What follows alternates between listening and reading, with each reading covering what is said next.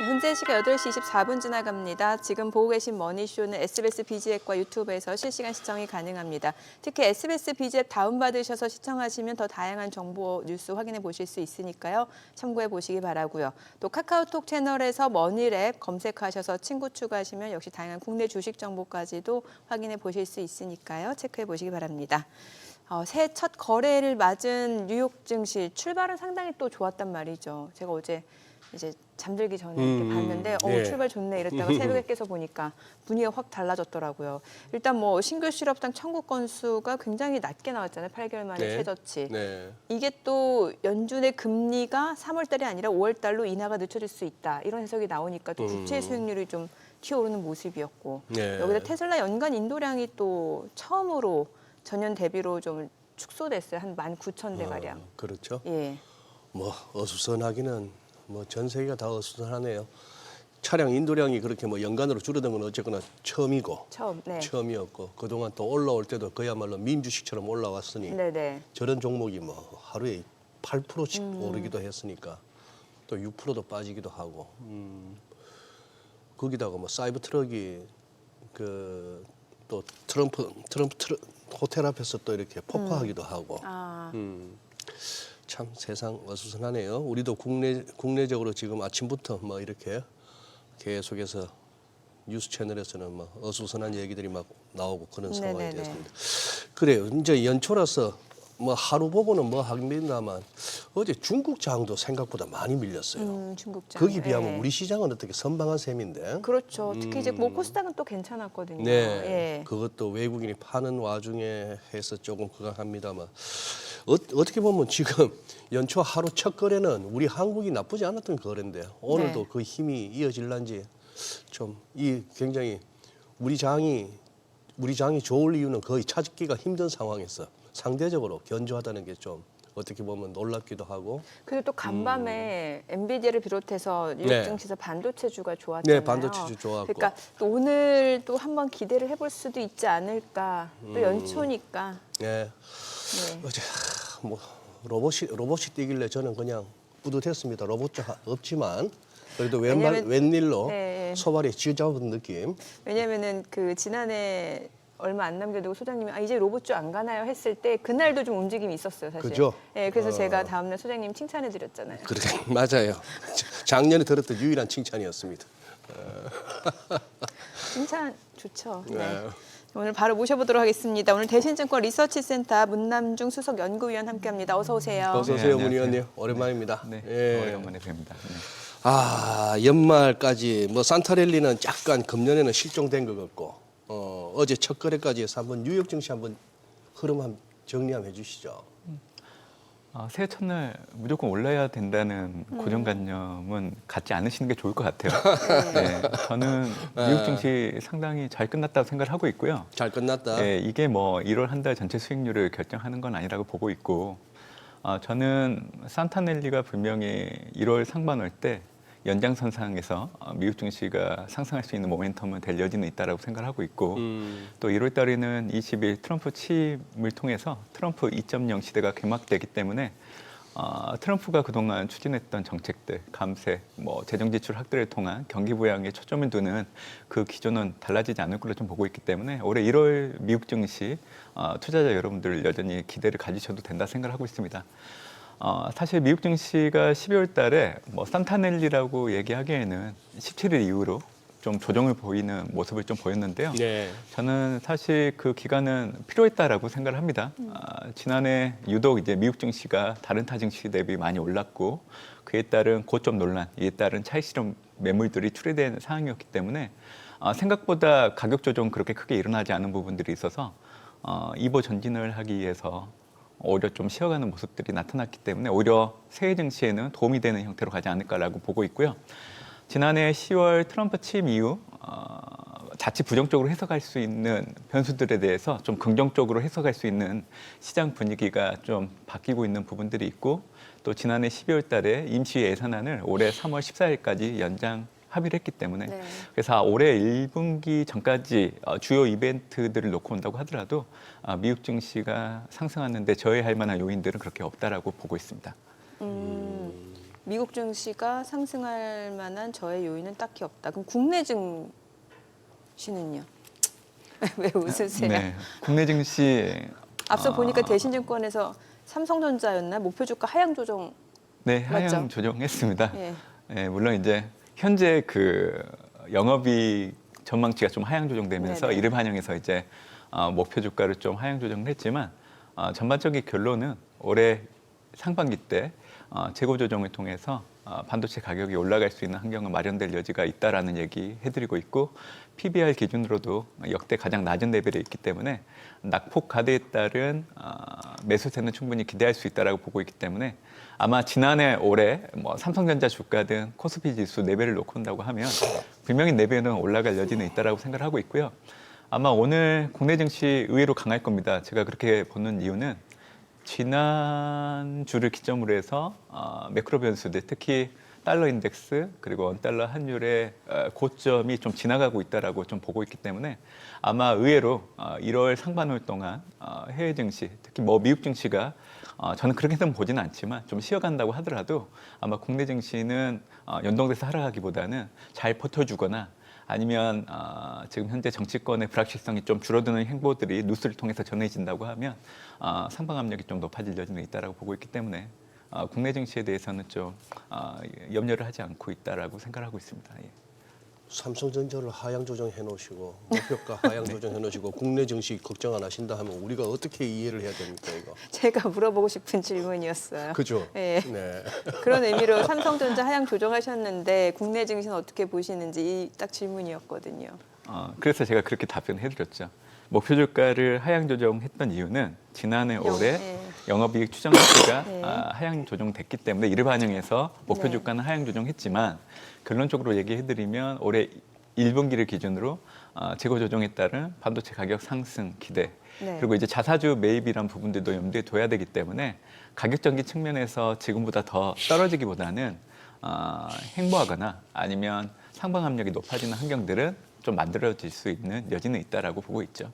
그리고 증권사에서 발표하고 있는 기업들의 목표 주가는 상황에 따라서 또 달라질 여지가 있기 때문에 근데 지금 연연을 하지 않으셨어요. 저 화면을 보니까 아무 걱정이 안 되네요. 목표 주가 하향 소리에 깜짝 놀랐지만 목표 주가 보세요 지금. 아니 그럼요. 저 예. 목표 주가까지만 가면은 우리 시장 살아나는 거죠. 그럼요. 예, 그러니까 저 그러니까. 정도까지는 충분히 반등할 수 있다. 네, 그러네요. 앞뒤 말이 틀린 게 아니네요. 목표 네네. 주가는 하향했지만 그러니까 기존 대비로 하향 조정인 그러네요. 거고 지금 레벨 대비는 확실히 높은 상황인 거고. 예.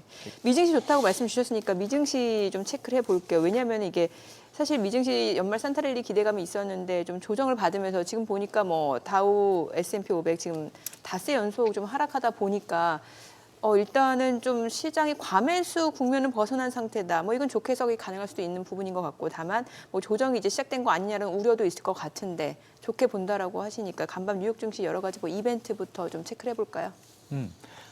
사실 기술주 부진에 따른 소폭 네. 하락 정도로 의미를 둘 수 있긴 하는데 네. 아무래도 관건은 테슬라가 6%대 하락을 보였기 때문에 네. 시장에 관심 좀 커진 부분들은 있는 것 같아요. 분명히 2011년도 이후로 연간으로 차량 인도량을 놓고 본다고 하면 감소한 건 맞습니다. 근데 트럼프 행정부가 접어들게 되면 이제 이 테슬라는 전기차 업체가 아니라 휴머노이드 로봇 그리고 우주항공과 관련된 기업으로 좀 시각을 옮겨서 보셔야 되기 때문에 저는 전기차 인도량 판매 부진이라는 부분들이 주가에 주는 영향력은 제한될 여지가 있다라고 보고 있고요. 아마 지난해 12월 달에도 확인하셨을 거예요. 테슬라 주가 개별 요인으로 변동성은 컸었지만 이를 극복하고 다시 상승하는 모습을 보였기 때문에 오히려 투자자 여러분들은 지금처럼 주가가 큰 폭으로 좀 떨어지는 구간에서는 오히려 좀 담는 형태로 가면 좋지 않을까라는 생각을 좀 해보고 있는 상황입니다. 그리고 반대로 엔비디아 같은 경우에는 3%대 상승을 보였거든요. AI 시장 성장에 대한 기대가 좀 반영되면서 주가가 올라갔는데 아마 투자자 여러분들이 엔비디아 하면 엔비디아가 만들고 있는 GPU 이게 서버향으로 들어가는 정도로 놓고 AI 시장을 해석하시려고 하는데 AI 구현 단계를 놓고 온다고 하면 학습용에서 추론용으로 진화가 되어야 되는데 지금 현재 우리가 경험하고 있는 인공지능은 학습용에 좀 머물러 있는 상황입니다. 결국 추론용으로 넘어가게 되면 연평균 32% 정도 AI 시장이 성장할 여지가 있기 때문에 그래서 엔비디아 주가 역시 많이 올랐다고 생각하실 수도 있겠지만 올해 더 충분히 올라갈 여지는 있다고 보고 있기 때문에 저는 지난 간밤 미국 증시 상을 놓고 올해 연간 아니면 한 달 증시 수익률을 좀 결정하기보다는 아마 다음 주부터 정도 보신다고 하면 미국 증시는 다시금 상승 추세에 출현할 수 있는 부분들은 분명히 있다고 보고 있고요. 제가 예전부터 좀 미국 증시가 강세를 보일 수 있다라고 얘기해드렸던 그 논리 중에 하나는 네. 지난해 10월 말부터였을 거예요. 아마 팬데믹 이후에는 정책금리보다 소비자 물가가 높은 실질정책금리가 마이너스 영역에 머물렀기 때문에 주가가 부진했지만 정책금리를 하회하는 소비자 물가가 유지되고 있기 때문에 아마 미국 내 나스닥 그리고 M7 기업들의 주가들은 계속 올라갈 수 있는 환경이 마련되었다는 얘기를 드리면서 그 논리를 가지고 미국 증시의 강세장을 좀 계속 얘기했던 겁니다. 지금 보면 그 기조는 바뀌지 않다라는 것을 좀 강조를 해드리고 싶고요. 최근에 시중의 유동성을 놓고 본다고 하면 연준의 금리 인하를 통한 부분들이 올해도 확인될 여지는 있기 때문에 저는 올해 미국 증시 금리 여건 완화를 바탕으로 해서 강세장 기조를 계속 이어갈 여지는 있다고 생각합니다. 그래서 S&P 500 지수 기준으로는 공식적으로는 6,600 얘기해드리고 있지만 지난해처럼 오버슈팅 충분히 가능하다라고 보고 있기 때문에 6,900선 정도까지도 충분히 올해 올라갈 여지는 있다고 보고 있습니다. 예. 지금 어제 새해 첫 거래일에 가장 많이 움직인 걸로 인상적으로 움직인 걸로는 달러인데요. 제가 봐서는. 달러 인덱스. 네, 이게 그냥 짱대 일봉에서 그냥 짱대 양봉이 나오면서 109도 돌파하고 그동안 이렇게 좀 이중 바닥 내지는 이렇게 바닥을 다지는 듯하던 유로하고 파운드 이런 통화들이 그냥 훅 밀리면서 달러 인덱스가 튀어 올랐는데 어떻게 보십니까 지금 문 의원님? 지금 이제 자꾸 우리가 이제 트럼프 2기 출범을 앞두고 트럼프 1기 때하고 이제 자꾸 그때의 경험을 비교하면서 이랬었잖아 하면서 이제 또 취임하고 나면은 달러가 약세로 갈 거야라는 기대가 은근히 있습니다 시장에는. 이거 달러가 계속 강으로 가는 거는 어쨌거나 미국 외 지역들에는 국가들에는 좀 부담스러운 거 아니에요?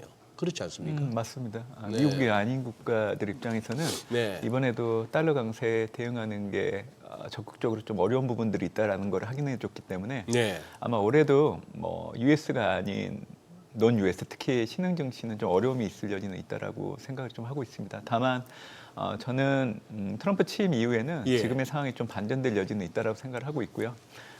결국 트럼프 집권 2기 이전까지는 트럼프가 하려고 하는 정책들을 놓고 본다고 하면 달러 강세가 계속 연속적으로 나타나기는 어렵다고 생각을 하고 있죠.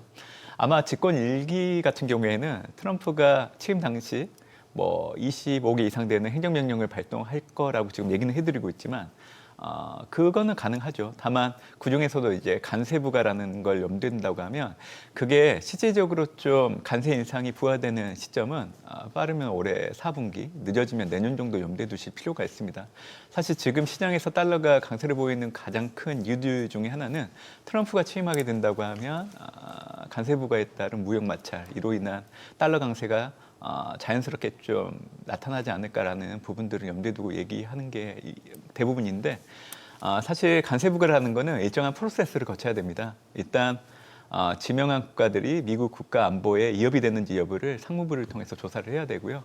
그리고 나서 재무부를 통해서 이게 확인된다고 하면 관세 인상을 하는 절차를 밟아야 되는데 트럼프 1기 행정부 때를 놓고 온다고 하더라도 집권 1년차 하반기 들어서 상무부가 조사에 들어가기 시작을 했고 집권 2년차 됐을 때 불공정 무역 간행을 명분으로 해서 일부 품목에 대한 중국산 제품에 대한 관세 부과를 시행을 했기 때문에 올해 트럼프가 아무리 집권을 하고 레드 스윕을 달성했다라고 하더라도 그 절차가 있기 때문에 관세 부과하는 올해 빠르면 4분기 정도 가능할 걸로 좀 보고 있습니다. 그렇기 때문에 달러 강세가 지금처럼 계속 이어지거나 현재 레벨이 높아지기보다는 트럼프 취임 이후로는 달러 인덱스 하락, 달러 환율 역시 지금보다는 4배 좀 떨어질 여지는 있다고 생각하고 있고요.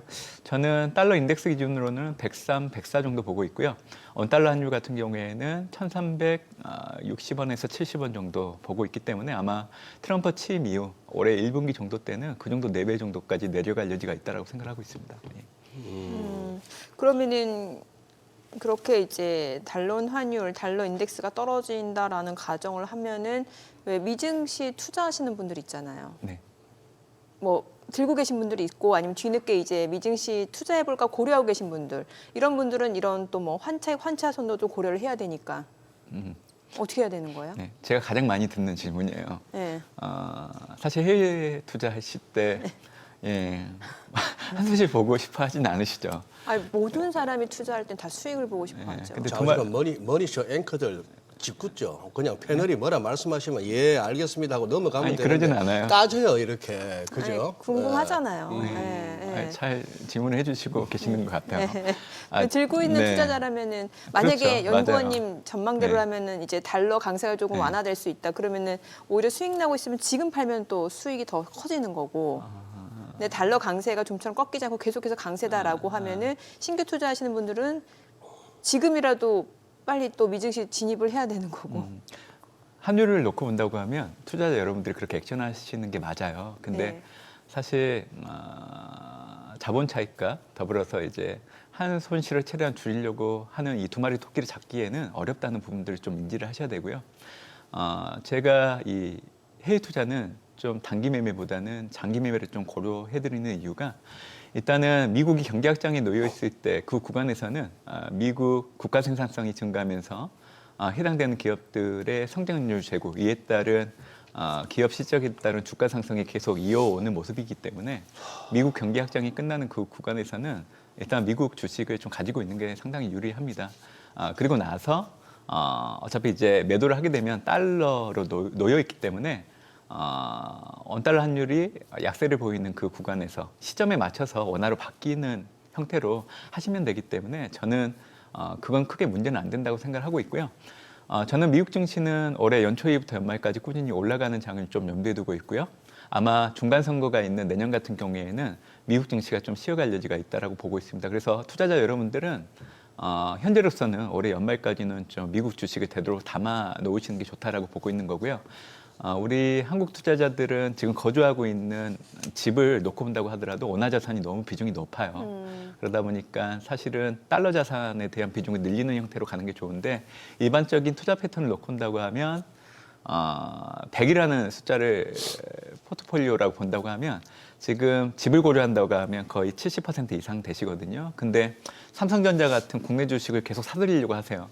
그러면 지금 포트폴리오를 원화 자산 100%로 꾸린다고 하면 대변수 또는 대내 변수의 어떤 부정적 요인들이 발생했을 때는 그 포트폴리오의 안정성은 상당히 취약할 수밖에 없는 상황입니다. 그렇기 때문에 이런 그 부정적인 부분들을 고려한다고 하면 지금도 늦지 않았기 때문에 한국 투자자분들은 이 미국 주식과 같은 달러 자산 비중을 좀 늘리는 형태로 가야 지난해 4분기 특히 12월 달에 대내적으로 변수들이 좀 불확실성을 키우는 국면에서 안정성을 좀 높일 수 있는 역할을 할 수 있다는 거죠. 그래서 저는 투자하는 대상이 중요하고 네. 그 기간이 중요하다라고 보고 있기 때문에 저는 미국 경기 확장이 2027년 6월 정도에 끝날 거로 항상 얘기해드리거든요.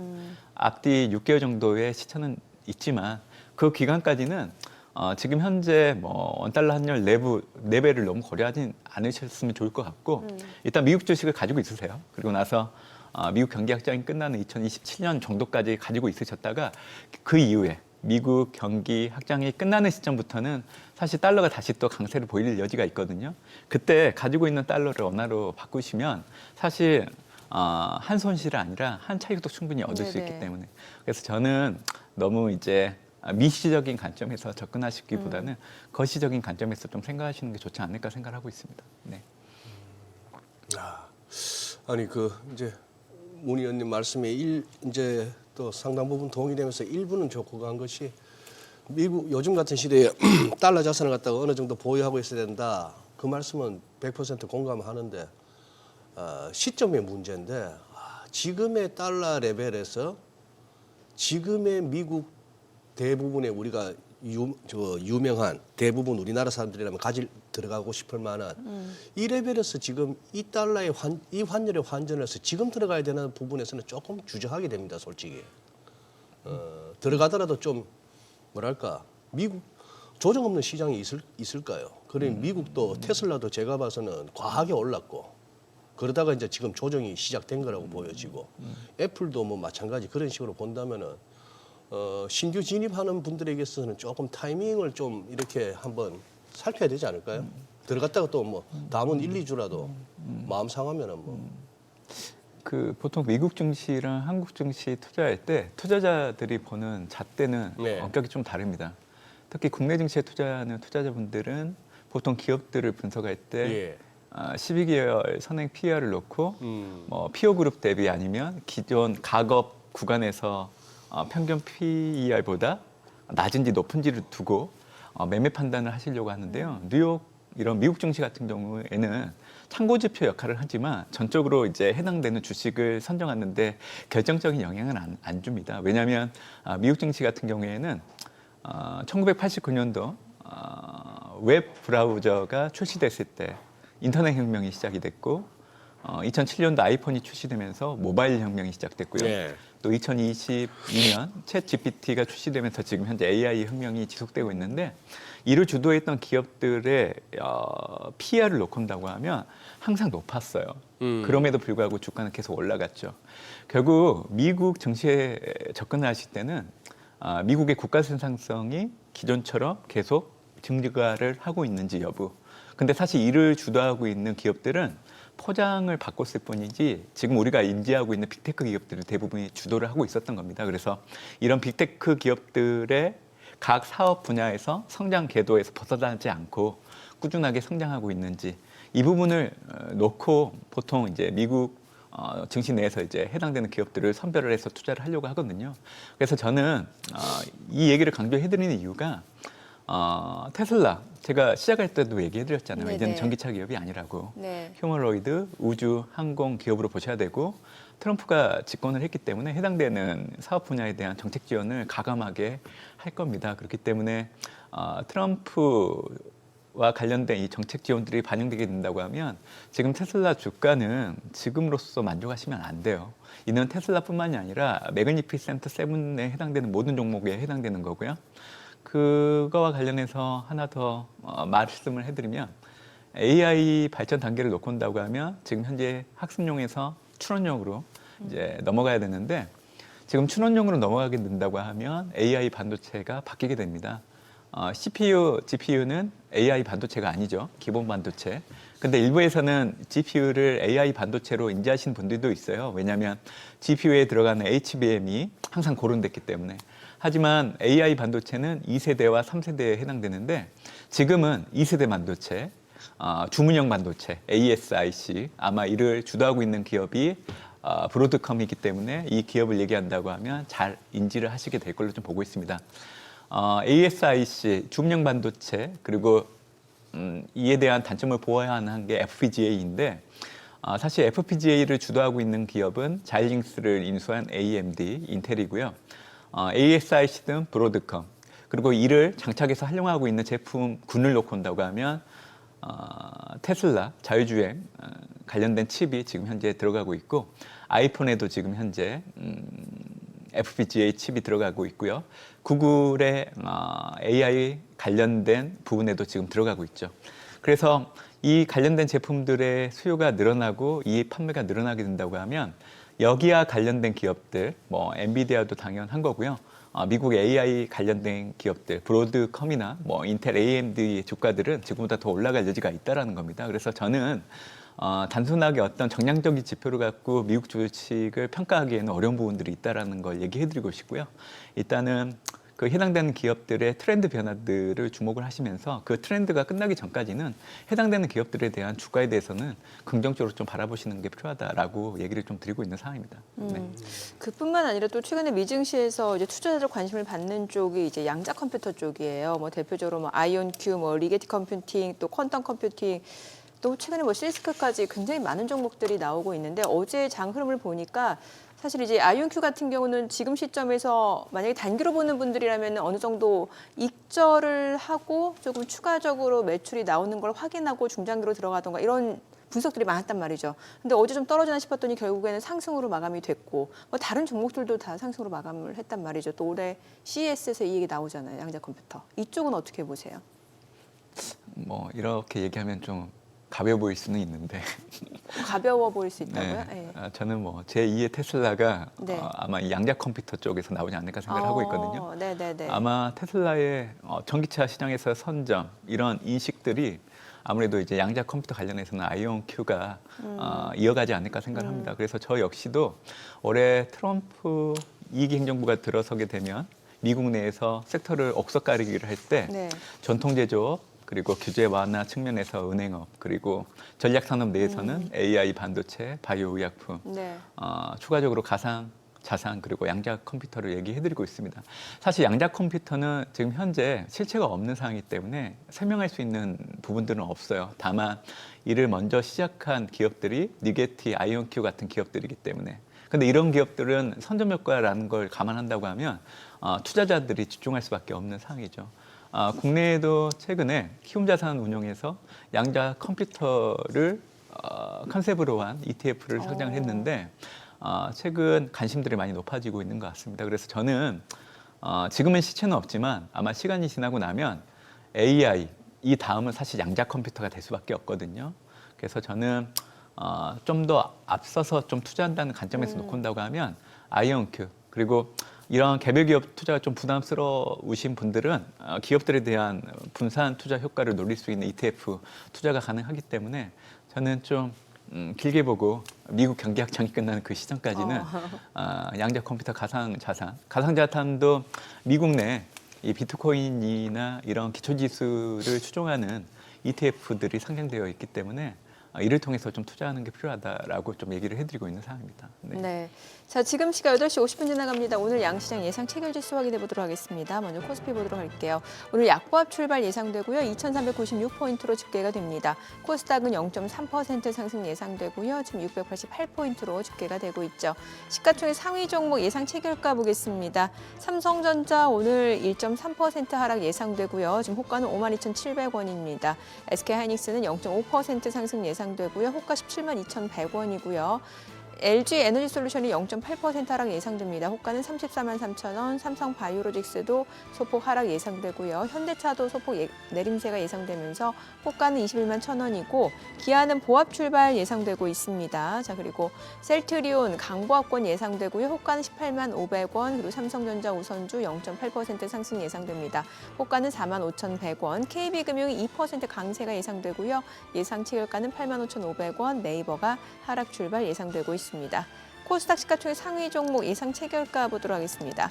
알테오젠 어제 3% 하락 마감했는데 오늘 호가에서 아직까지 큰 움직임 나타나지 않고 있는 상황이고 에코프로비엠 하락 출발 예상되고 있습니다. 호가는 10만 5천 원, HLB 에코프로 보합 예상되고요. 어제 레인보우 로보틱스 이제 최대 주주가 삼성전자인데 상한가 소식이 있었고 오늘도 추가적으로 강세가 예상됩니다. 호가는 23만 원으로 집계가 됩니다. 자, 그밖에 엔캠 휴젤 좀 보도록 할게요. 휴젤이 0.5% 지금 상승 예상되고요. 호가는 26만 4천 원, 리가캠바이오가 0.5% 상승 예상됩니다. 예상 체결가는 10만 9,400원, 삼천당제와 클래시스 하락 출발 예상되고요. 리노공업 보합 예상되고 있습니다. 이제 개장까지 7분여가량 남았는데요. 일단 오늘 양시장 지금 호가에서는 또 혼조 출발 예상이 되고 있는 상황이고 근데 지금 호가다 보니까 또 개장하고 뚜껑 열어봐야 될 것 같습니다. 네, 예. 야간 선물보다는 좋으네요. 동시효과 네. 흐름으로 봐서는. 예. 그러니 지금 우리 국내 상황을 보나 네. 해외 증시 뭐 동향을 보나 지금 저 정도면 뭐 뚜껑을 열어봐야 되겠습니다만 네. 우리 시장 뭔가 연말부터 좀 이상하지 않아요? 좋은 의미에서 그러니까 생각보다 잘 버텨주죠. 잘 버텨준다는 예. 느낌 들지 않습니까? 그렇죠. 이거 뭘 내다보고 있는가 싶은 생각이 드는 거죠. 시장이 뭘 내다보고 있을까요? 지금 훅훅 빠져도 할 말 없는 상황인데 우리 국내 여러 가지 정치적, 경제적 무슨 뭐 주변 경기를 보나 뭐를 보나 그런 상황인데 어쩜 저렇게 은근히 강한지 묘합니다.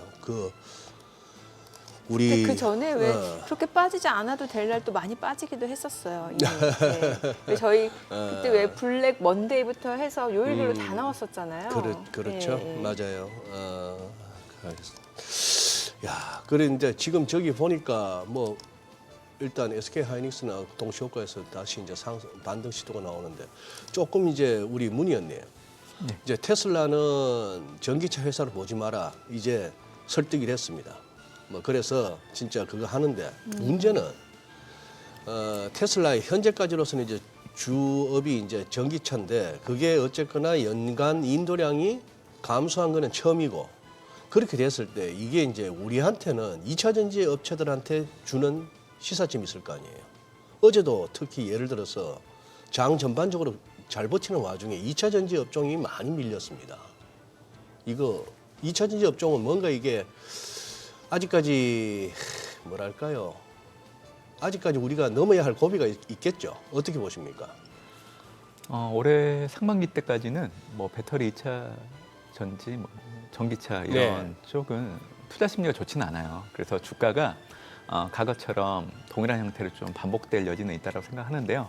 가장 큰 이유는 결국 트럼프 취임 이후에 바이든 행정부의 치적이라고 할 수 있는 IRA 법안을 예. 폐지할 가능성이 높기 때문에 이로 인한 투자 심리 위축은 계속 될 여지는 있습니다. 근데 제가 연초에 트럼프 2.0 시대에 수혜를 받을 수 있는 업종, 피해를 받을 수 있는 업종에서도 2차 전지, 전기차, 신재생 에너지를 언급하긴 했지만 이런 얘기를 해드렸어요. 그러니까 올해 상반기 때까지는 피해 업종에 속해 있지만 올해 하반기 정도 되면 수혜 업종으로 다시 전환될 여지가 있기 때문에 올해 하반기 정도 되면 그동안 짓눌려 왔던 2차 전지 전기차 관련된 기업들의 주가가 올라갈 수 있다라고 얘기를 해드리고 있어요. 왜냐하면 사실 IRA를 놓고 온다고 하면 트럼프는 취임하고 나서 ABB, Anything but Biden, 그러니까 바이든의 모든 색채를 지으려고 하는 노력을 할 겁니다.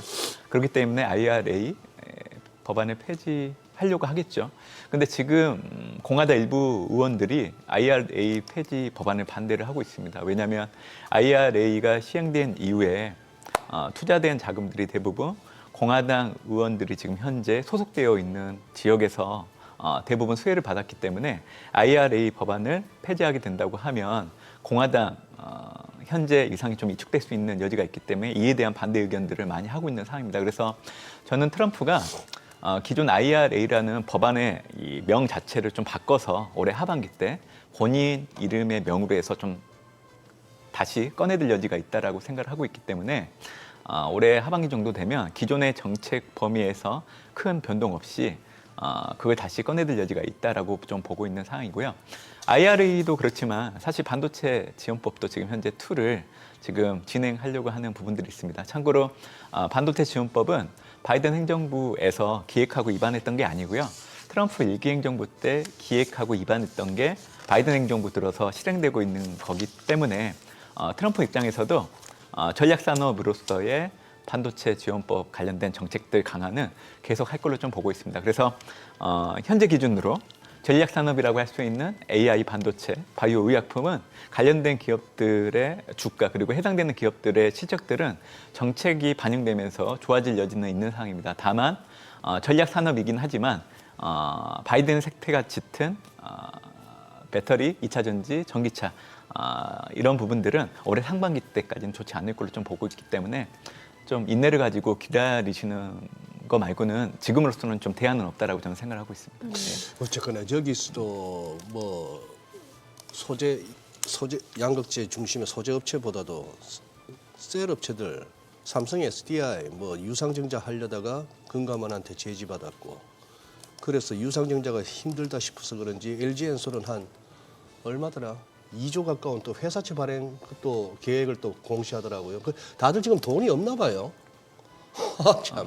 아무래도 이제 그 전기차 캐즘 때문에 가구보다는 수요가 많이 내려와 있기 때문에 당연히 이제 전기차에 들어간 핵심 부품 중에 하나인 배터리 판매량도 가구보다는 좀 줄어들 여지가 있기 때문에 현재로서는 뭐 가지고 있는 현금 보유량이 좀 줄어드는 그 경향에서 크게 벗어나지는 않고 있을 겁니다. 오히려 이런 부분들에 대한 대응책이기도 하지만 어차피 기술 발전은 계속 해야 되기 때문에 선제적으로 좀 기술 발전을 이끌어가려고 하면 R&D와 관련된 그런 비용들에 대한 부담들을 좀 낮춰야 되기 때문에 그런 차원에서도 유상증자 같은 방법들을 쓸 여지가 있기 때문에 어떻게 보면 이제 미래에 대응하는 방안 중에 하나에 저는 더 의미를 좀 두는 게 좋지 않을까라는 생각도 좀 해보고 있습니다. 네, 저 간단하게 개장 전에 그 미국 경기 좀 여쭤볼게요. 지금 간밤에 나온 그 S&P 글로벌 제조업 PMI 이게 그 전달은 좀 꺾이는 모습이었다가 지금 다시 뭐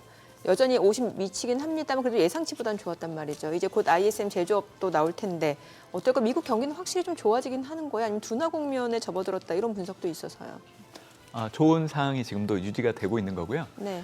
팬데믹 이후에 미국 경제 성장이 견인했던 축은 서비스업이기 때문에 제조업 PMI를 가지고 미국 경기를 해석하시면 안 된다고 얘기를 해드리고 싶습니다. 네네. 참고로 지난해 8월 초에 금융시장 혼란이 발생했던 그 바탕에도 비슷한 뭐 ISM 제조업 지수가 그 발단이긴 했었는데 그게 결국에는 시간이 지날수록 아니었다라는 게 판명이 됐잖아요. 그래서 12월 S&P 제조업 PMI 수치가 전월보다는 소폭 둔화됐다라고 하더라도 그렇게 크게 의미를 두실 필요는 없다라고 생각을 하고 있고요. 네. 결국 중요한 건 소비인데요. 과거에 생각해 보시면 예. 소비 얘기 네, 저희 네, 개장하고 알겠습니다. 조금 들어보도록 하겠습니다. 오늘 국내 증시를 확인해 보죠. 개장합니다.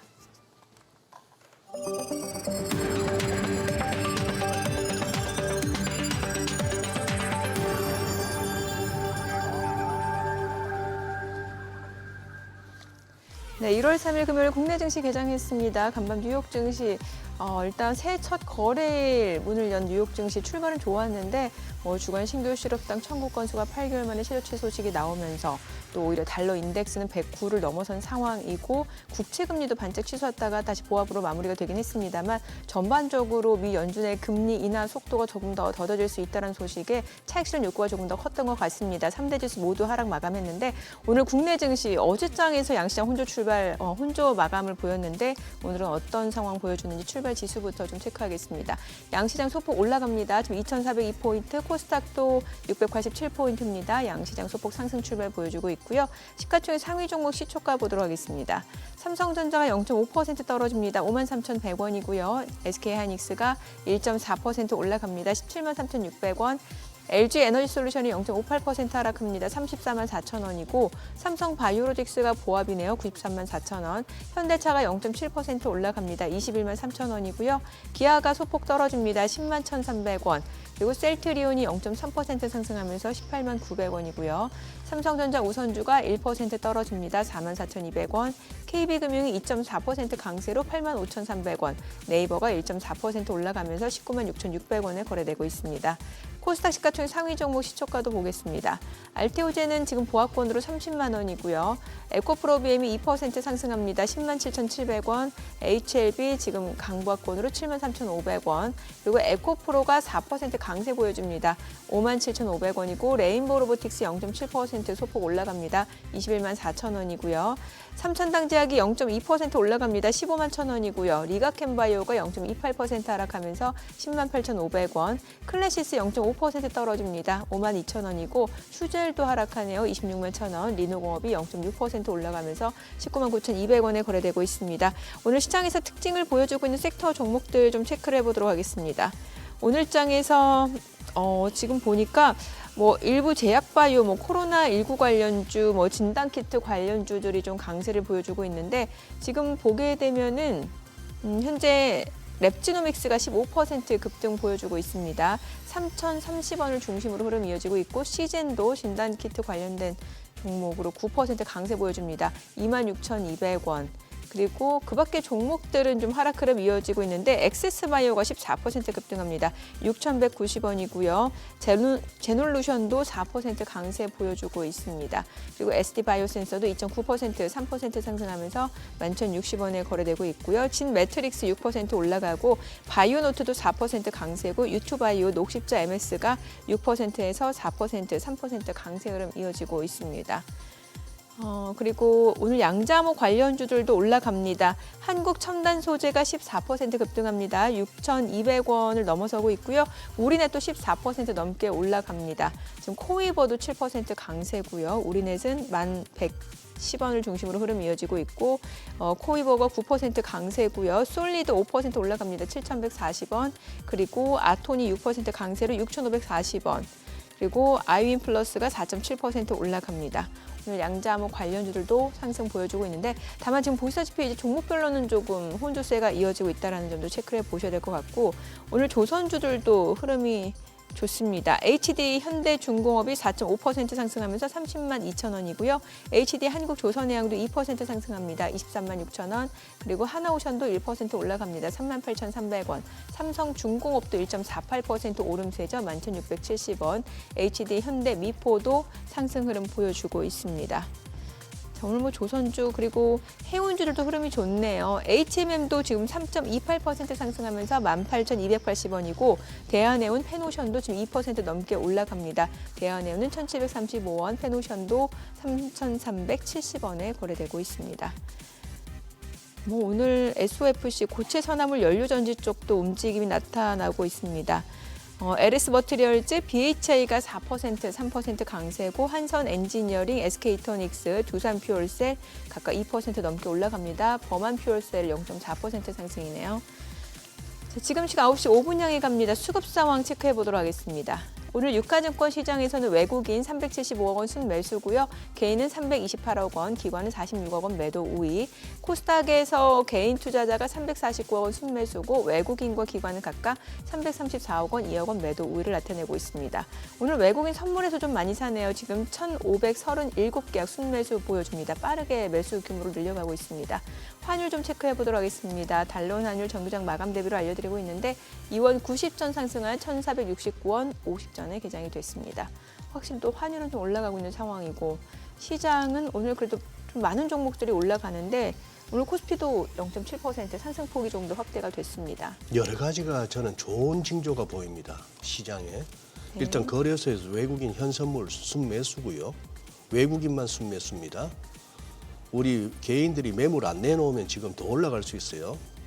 그리고 환율도 오른다고는 합니다만 지금 60원대입니다. 이게 네. 지금 NDF 시세를 보나 간밤 달러 인덱스 오른 걸로 봐서 이거 70원대 중후반으로 가도 할 말 없는 환율인데 물론 지금 워낙에 당국에서 강하게 시장 안정 의지를 내비치는 걸 봐서는 개입도 어느 정도 작용은 하고 있는 것 같습니다만 이 정도라면 환율도 우리는 워낙 지금 그거 하고요. 채권 네. 시장에서 금리 그렇게 많이 뛰지 않고 있고 그런 상황이라서 이거 지금 뭐 야간 선물 제 기억에 한 마이너스 한 0.46%였는데 지금 우리가 지금 코스피 0.88% 상승이니까 이거는 완전히 이거는 반전이죠.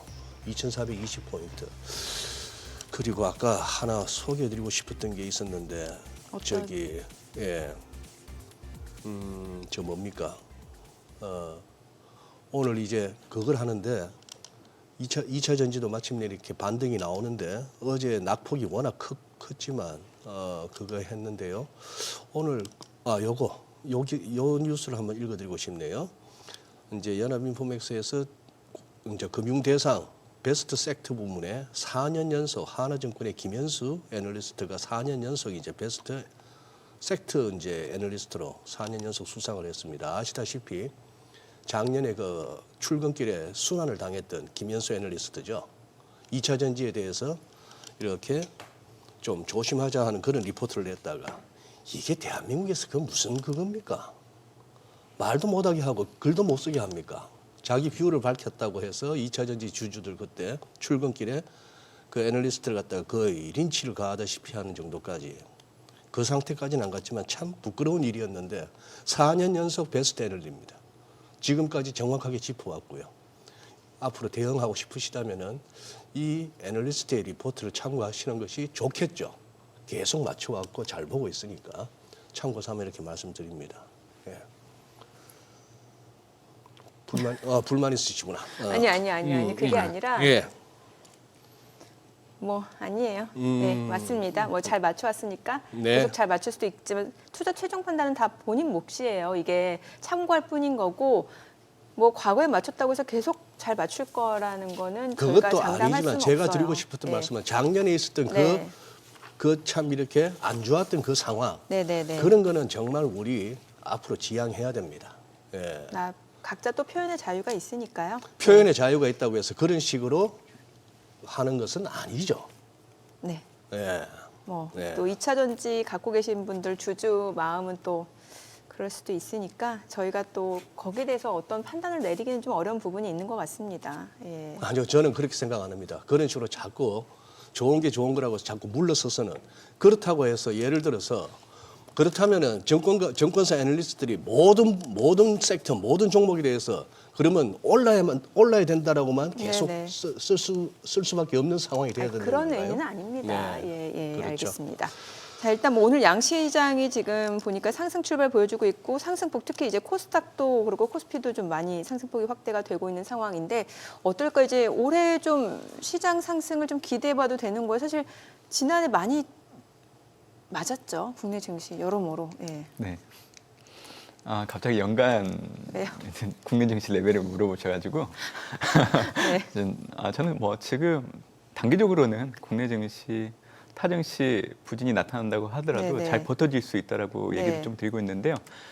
결국 지금 증시 흐름을 좌우하는 변수는 아무래도 이제 비상 계엄에 따른 정치적인 불확실성이 가장 크다라고 보고 있고요. 네. 저는 변곡점은 지났다라고 생각을 해요. 지난해 27일 탄핵 심판 1차 준비 기일이 있었는데 아마 그게 변곡점이었다라고 생각을 하고 있고요. 네.